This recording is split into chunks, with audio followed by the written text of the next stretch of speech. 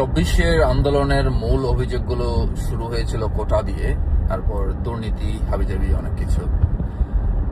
কোটা সমস্যার সমাধান হয়ে গেছিল তখনই। এরপর আন্দোলনটাকে পুরোপুরি ড্রাইভ করেছে মানুষ খুন করে, এবং সেই খুনগুলোর জন্য দায়ী ইউনূস নিজে। দুর্নীতি এখন পর্যন্ত কোনো প্রকার দুর্নীতি মামলার কোনো রেজাল্ট পেয়েছেন?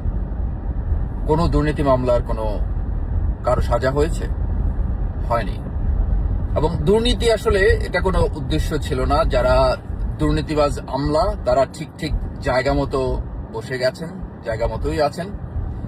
এনসিপি, জামাত, বিএনপি ক্ষমতা দখল করে ইউনূসকে নিয়ে ওই আমলাগুলোকেই ব্যবহার করে দুর্নীতি আরো 3 গুণ মাত্রায় করেছে যারা দুর্নীতি করেছে।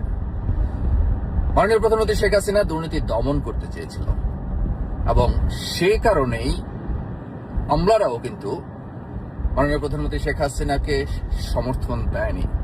তারা সমর্থন দিচ্ছে কাকে? ইউনূসকে। সুতরাং আসল অপরাধী কারা, আসল খুনি কারা, আসল দুর্নীতিবাজ কারা, তাদেরকে চিহ্নিত করুন, তাহলেই মুক্তি মিলবে।